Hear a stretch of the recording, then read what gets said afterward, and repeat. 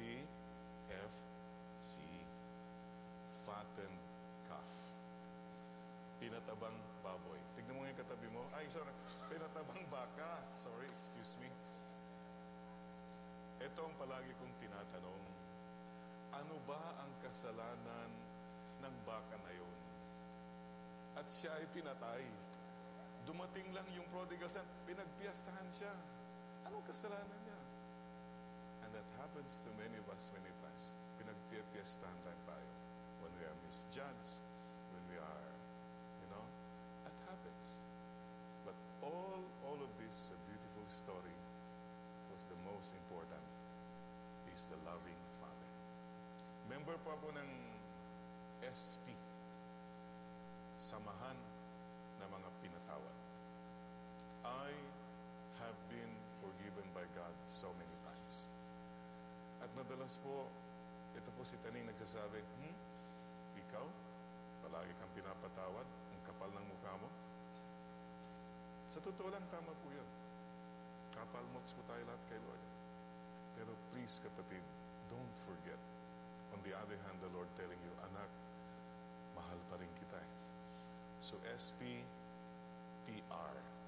Samahan ng mga Pinatawad at Pinapatawad pa rin. That's us. Pero kung wala kang humility, kapatid, ito mahirap eh. Mas mahirap po yata mag-deal si Lord sa mga taong matataas ang kilay. Yung mga yan, mga makasalanan mga yan. Oh boy, that's spiritual pride. And that's a person who has not accepted sinfulness. Alam po nyo, if you have never experienced what it is like to be forgiven, what it is like to be embraced again by God in spite of everything, you have not really experienced God. Marami sa atin kasi, well, Father, God loves me kasi I'm good. Excuse me, none of us deserves God's love. Don't ever think na because of your goodness, you deserve to go to heaven. Diyan po yung mga nakakatakot na tao. The Pharisees, yung mga kinalaban na Jesus, they were the ones who say, dahil sumusunod ako sa batas, oops, teka muna, I deserve to go to heaven. You missed the whole point. Mali po na starting point. The best starting point is always humility.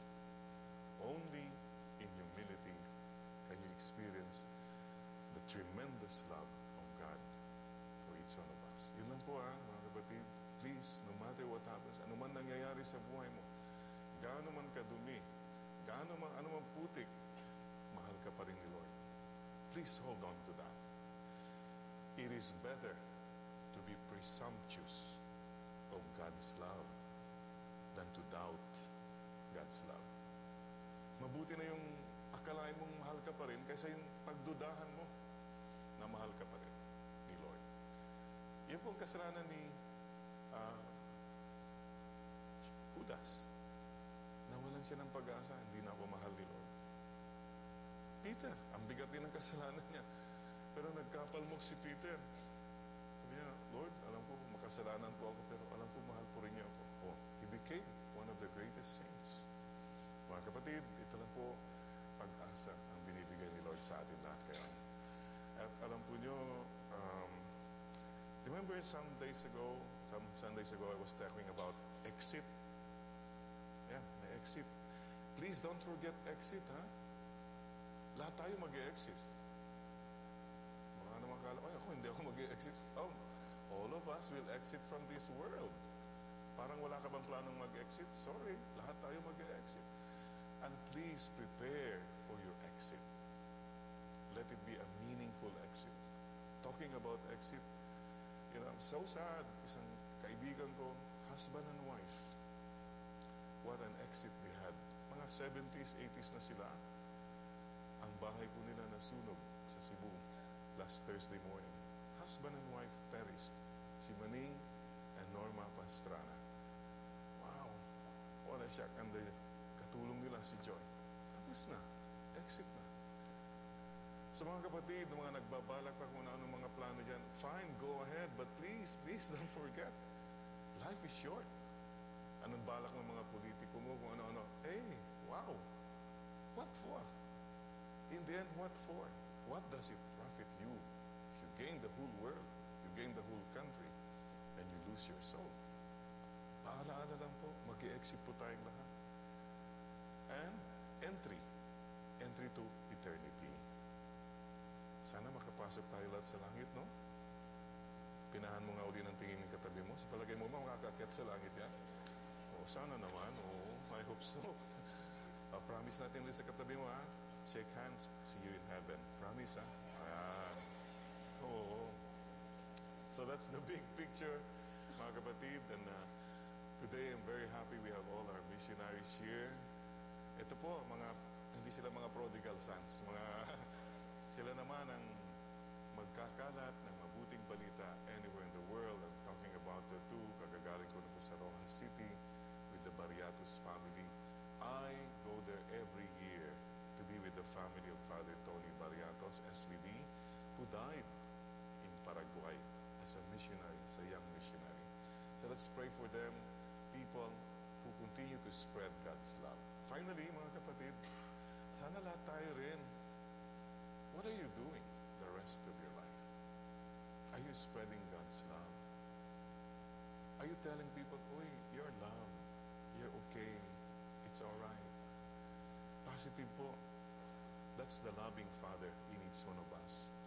Sana wag na wag po tayong nagko-condemn na we put down people or you push people na ikaw lang aakyat sa langit. No. We are all going together.